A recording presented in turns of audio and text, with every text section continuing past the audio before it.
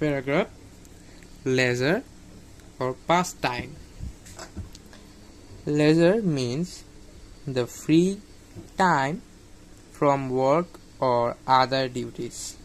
অর্থাৎ অবসর সময় বলতে বোঝায় যে সময়ে কোনো কাজ বা অন্য কোনো ডিউটি থাকে না। ডিউটি মানে হচ্ছে কাজ।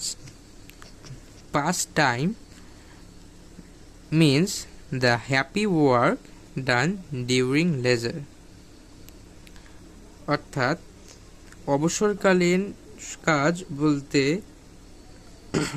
অবসরকালীন কাজ বলতে অবসর সময়ে যে আনন্দের কাজ করা হয় তাকে বোঝায়। Leisure is a very important in one's life. অর্থাৎ অবসর একজনের জীবনের খুবই গুরুত্বপূর্ণ অংশ। Past time removes our monotony. Monotony মানে হচ্ছে একগুঁয়েমি বা একাকিত্ব।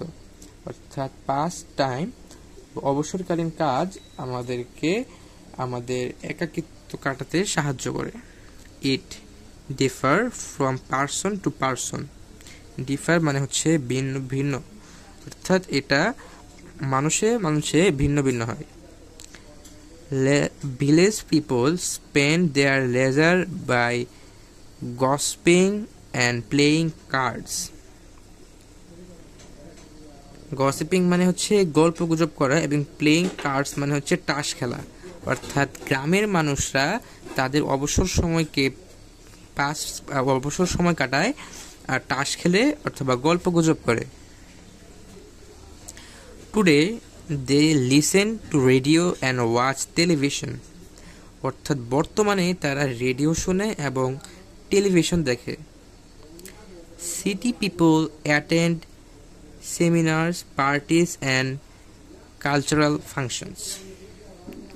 অর্থাৎ কালচারাল ফাংশন মানে হচ্ছে সাংস্কৃতিক অনুষ্ঠান এবং পার্টি মানে হচ্ছে অনুষ্ঠান। অর্থাৎ শহরের মানুষরা তাদের অবসর সময়কে পার করে সেমিনার, অনুষ্ঠান এবং কালচারাল ফাংশন অর্থাৎ সাংস্কৃতিক অনুষ্ঠানে। They read newspaper and watch TV programs. তারা নিউজপেপার অর্থাৎ পত্রিকা পড়ে এবং ওয়াচ টিভি প্রোগ্রাম এবং টেলিভিশনের বা টিভির প্রোগ্রামগুলো আছে সেগুলো দেখে। Young people go to park and visit important places. অর্থাৎ যুবক বয়স যারা আছে তারা পার্কে যায় এবং গুরুত্বপূর্ণ জিনিস তারা দেখে। The old people read books and newspaper. অর্থাৎ বয়স্ক ব্যক্তিরা নিউজ পেপার পড়ে এবং বই পড়ে। Some people work in the garden. কিছু মানুষ বাগানে কাজ করে। However, watching television is most common pastime at present.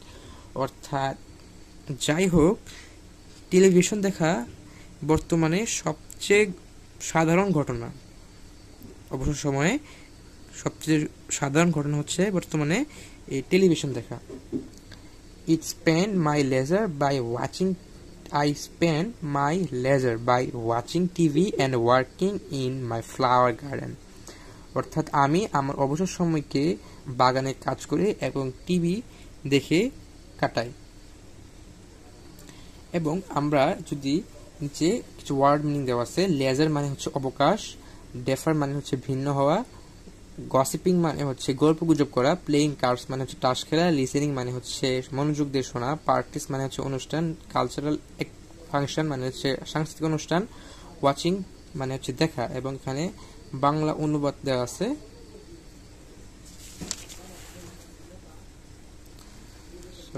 এই যে বাংলা অনুবাদটা এখানে দেওয়া আছে।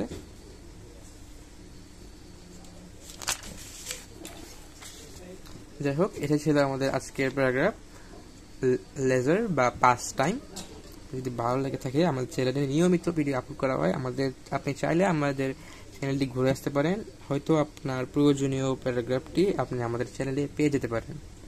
তো আজকে এই পর্যন্ত নয়, আমাদের চ্যানেলে নিয়মিত অ্যাপ্লিকেশন, লেটার, কম্পোজিশন, প্যারাগ্রাফ ইত্যাদি আপলোড করা হয়, সেগুলো পেতে আমাদের চ্যানেলটিকে সাবস্ক্রাইব করে রাখুন এবং আমাদের সাথে থাকুন। আজকে এই পর্যন্তই, গুড বাই।